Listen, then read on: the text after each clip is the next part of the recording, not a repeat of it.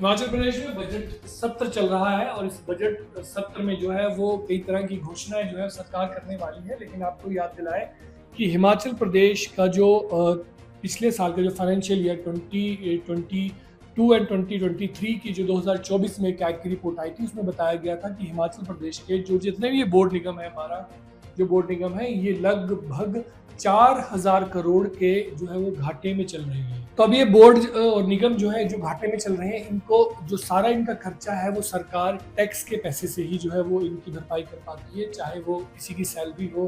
Transportation का खर्चा हो, जो इनके अधिकारी हैं या जो भी इनके अध्यक्ष बनते हैं, जो भी इसमें मनोनीत सदस्य होते हैं सरकार की तरफ से, जो भी पार्टी पावर में आती है, वो अक्सर इन निगमों बोर्डों में अपने अध्यक्ष लगाती है। लेकिन उनकी जो भरपाई की जाती है, चाहे वो गाड़ियाँ घूमती हैं, चाहे वो एम्प्लॉयज़ की सैलरी है, वो सारा टैक्स के पैसे से आता है। और इसलिए सरकार को जो है व्यापार को बढ़ावा देना चाहिए। न्यूज़ अड्डा की मुहिम है कि व्यापारी बचेगा तभी प्रदेश बढ़ेगा, क्योंकि टैक्स जो है वो मैक्सिमम व्यापारियों से आता है। इसलिए व्यापारियों को जो है वो ऐसा माहौल देना होगा सरकार को कि वो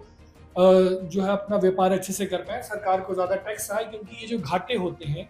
ये घाटों की जो भरपाई होती है वो टैक्स के पैसे से ही कहीं ना कहीं होती है। और अब तो सरकार को ये भी कहीं निर्देश आए हैं कि सेंट्रल फंड सरकार को आता है वो गवर्नमेंट की ट्रेजरी में नहीं जाएगा, क्योंकि कई बार ऐसा होता है कि सेंट्रल स्कीम के लिए या लैंड एक्विजिशन के लिए, रेलवे के लिए कहीं ऐसा जो पैसा आता है और वो गवर्नमेंट जो है वो अपनी हिमाचल गवर्नमेंट अपनी ट्रेजरी में डाल लेती है, उसका प्रयोग कहीं और हो जाता है।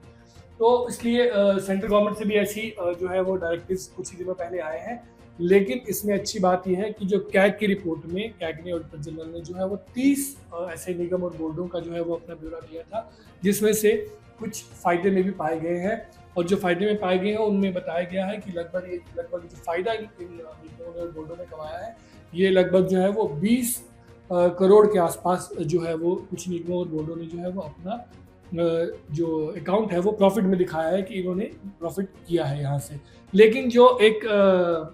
आंकड़ा दिया गया है कैग के द्वारा कि जो इकट्ठा इन सबका जो घाटा है, जितने भी बोर्ड हैं फायदे में घाटे में चल रहे हैं, उनका टोटल एक जो नंबर दिया गया है कैग के द्वारा अपनी फाइनेंशियल ईयर की रिपोर्ट में 2022 एंड 2023 की रिपोर्ट में, कि उसमें कहा गया है कि लगभग 4000 करोड़ का जो है वो इनका घाटा है निगमों और बोर्डों का।